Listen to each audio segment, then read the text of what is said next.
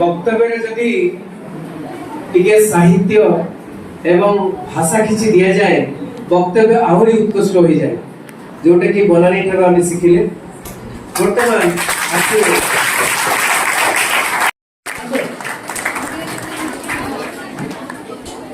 मृदु मलयर पसरारे धरणी मार आगमन रे एठारे आम ए महाविद्यालय रे आयोजित होइथिबा शिशु सुरभि महोत्सव रे उपस्थित समस्त विद्वान विचारक मंडली सम्माननीय सभापति महोदय एवं ज्ञानी गुणी श्रोता मंडली एवं मोर समस्त बड़ भाई व भौणी तथा सहपाठी व सहपाठिनी गण आजिर आलोच्य विषय वस्तुटी हेउची ओडिशार लोककला समृद्धि रे मोर भूमिका।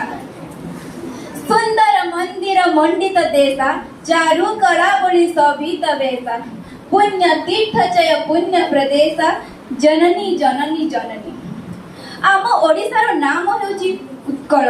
उत्कलर अर्थ हेउची उत्कृष्ट कलार प्रदेश हेउची आम उत्कल। विभिन्न प्रकार आमर कला रहिची छौ दासकाठिया कंढेई नाच ओड़सी नृत्य एथिपाई आम ओडिशा बहु विख्यात। विभिन्न प्रकार कारुकार्य मध्य रहिची जेमिति कि संबलपुरी वस्त्र माटी हांडी तैयारी एमिति विभिन्न प्रकार कार्य रहिची। विभिन्न प्रकार मंदिर रहिची जगन्नाथ मंदिर सूर्य मंदिर कोणार्कर सूर्य मंदिर नीलगिरी खंडगिरी उदयगिरी एही सब पाई आम ओडिशा बहु प्रसिद्ध। आम ओडिशा संस्कृति कला परंपरा पाई विश्व दरबार रे परिचित मात्र ताहा आज आधुनिकतार झासरे लोप पाइबाकू बसिछि। एथिपाई आमको कौनसी दृढ़ कार्यानुष्ठान ग्रहण करबाकू पड़िबो। आज विदेशी माने आम जगन्नाथ धर्म को आपणे पारे लागिछन्ति किंतु आमे ताहाको पास करिबारे लागिछे। सेथिपाई बहुत दुख लागुछि मते मात्र एही सबुर पुनः व्यवहार पाई मु सेथिरे कौनसी ना कौनसी जग देबी एकमत देबी। प्रथमत मु जहा कि एबे बहुत चर्चा रे रहिछि सोशल मीडिया माध्यम नेमी जोथिरे कि आधुनिकता परिवर्ते शास्त्रीय नृत्य संगीत कला विषय रे प्रसार प्रचार करिबी। सरकार को द्वारा जो भी शास्त्रीय नृत्य किबा संगीत कोनोसी भी कार्य आयोजित हेउची से सब रे मु जोग देबी एवं सुदूर प्रसार करिबा पई चेष्टा करिबी। एवं जो सब कार्यक्रम मान रहिची भगवानकर मूर्ति विभिन्न प्रकार वाद्य यंत्र से सब को संग्रह करी रखिबी एवं समस्त को से सब देखाई ताहा प्रति आकृष्ट कराइबी। गाँ गाँ मानकरे मु जाई सेठाकू गोष्ठी प्रकार लोक मानकू एकत्रित करी आम कला संस्कृति परंपरा ऐतिह्य विषय रे सेमानकू जणाइबी एवं एही सबुथिरे मनोनिवेश कराइबा पई मध्ये ताहाकू विभिन्न प्रकार मधुरमय कथा उद्भाषित कराइबी। आपण मानक एते मध्यरे मनरे प्रश्न उठुथिबो जे ए कला कोन कला पई एते भाषणबाजी कोन पई एठी चालिची। आज्ञा कला हेउची आम मन भितरे जेउ सब गुण रहिची जहा सब रहिची सेही सब हेउची हमर कला ताहा समस्त अंक आगो को आसीबा दरकार लोकलोचन को आसीबा दरकार सेथिपाई एही सब प्रयास करा जाउची। मु एति कहि मोर वक्तव्य शेष करछि जति मो कहिबारे कोनोसी भी त्रुटि रहि थाए आपण मानक बड़ हृदय मते क्षमा कर दियो बोली मोर आशा और विश्वास। जय हिंद जय भारत जय संस्कृति।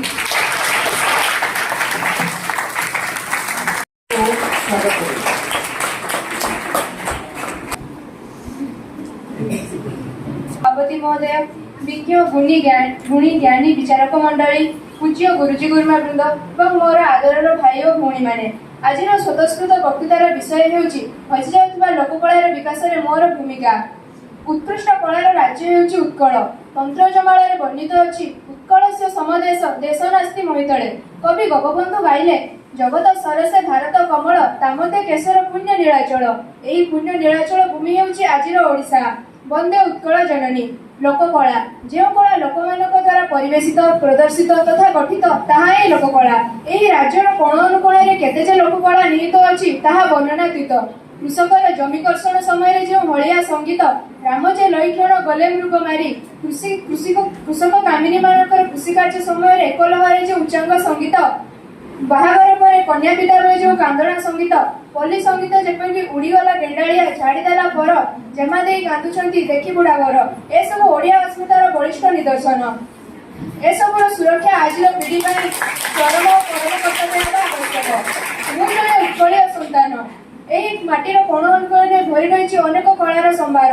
ଓଡ଼ିଶୀ ନୃତ୍ୟ ଓ ସଙ୍ଗୀତ, ମୟୂରଭଞ୍ଜର ଛଉ ଓ ଆଦିବାସୀ ନୃତ୍ୟ, ସମ୍ବଲପୁରର ସମ୍ବଲପୁରୀ ନୃତ୍ୟ ଓ ସଙ୍ଗୀତ, ପୁରୀର ସାଇମେଳ ଓ ଗୋଟିପୁଅ ନୃତ୍ୟ, ଦକ୍ଷିଣ ଓଡ଼ିଶାର ଦଣ୍ଡ ନୃତ୍ୟ, କଳାହାଣ୍ଡିର ଘୁମୁରା ନୃତ୍ୟ, କଟକର ତାରକସି କାମ, ସମ୍ବଲପୁରର ବସ୍ତ୍ର, ଏସବୁ ଉତ୍କୃଷ୍ଟ କଳାର ଗୋଟିଏ ଗୋଟିଏ ନିଦର୍ଶନ।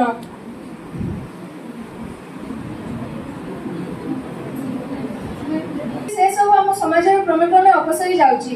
ଏହା ବଦଳରେ ସ୍ଥାନ ନେଉଛି ଡିଜେ ସଙ୍ଗୀତ, ଡିସ୍କୋ ଡ୍ୟାନ୍ସ ଏବଂ ରାମ୍ପ ମ୍ୟୁଜିକ୍ ଇତ୍ୟାଦି। ଏସବୁର ସୁରକ୍ଷା ଏକାନ୍ତ କାମ୍ୟ। ମୁଁ ଜଣେ ଉତ୍କଳୀୟ ସନ୍ତାନ ହିସାବରେ ଏସବୁର ସୁରକ୍ଷା କରିବା ପାଇଁ ଯତ୍ପରୋନାସ୍ତି ଚେଷ୍ଟା କରିବା ମୋର ନିହାତି ଆବଶ୍ୟକ। ସେଥିପାଇଁ ଏ ଦିଗରେ ଯେଉଁ କଳାକାର ସେମାନଙ୍କ ସହିତ ପରାମର୍ଶ କରି ଏହାକୁ ଏକ ନୂତନ ରୂପରେଖ ଦେବା ପାଇଁ ବ୍ୟବସ୍ଥା କରିବି। ଆମ ଗ୍ରାମରେ ଏସବୁ କଳାର ସୁରକ୍ଷା ପାଇଁ ଏକ କଳା ସଂସଦ ଗଢ଼ିବି, ଯେଉଁଥିରେ କିଛି ଜ୍ଞାନୀ ଦେଇ ସେମାନେ ଏହାର ସୁରକ୍ଷା ପାଇଁ ଚେଷ୍ଟା କରିବି। ଜଣେ ୟୁଥ୍ ରେଡ୍ କ୍ରସର ଛାତ୍ରୀ ହିସାବରେ ହୋଇଯାଉଥିବା କଳାର ପୁନର୍ଜୀବିତ କରିବା ପାଇଁ ଏକ କଳା ସଂଗଠନ ଗଢ଼ି ଦାସକାଠିଆ, ପାଲା, ସ୍ୱାଙ୍ଗ, ଚଢ଼ିଆ ଚଢ଼େଇ ନାଚ, ସମବେତ ନୃତ୍ୟ ଓ ସଙ୍ଗୀତର ବ୍ୟବସ୍ଥା କରିବି।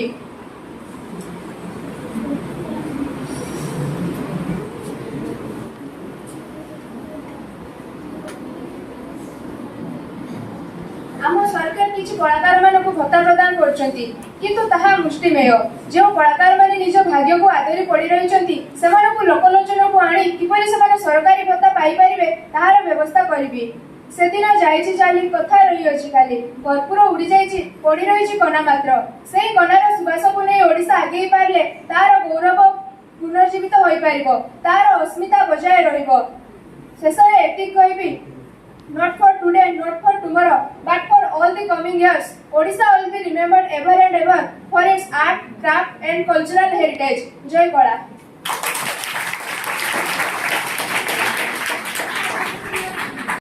प्रत्येक दिन ताली मारिबो ना देहटा ठीक रहइबो। जे ज्वर पड़ी जाउची ताली तो वर्तमान के ताली मारिबो माने ଗୋଟେ एक्सरसाइज अर्चना।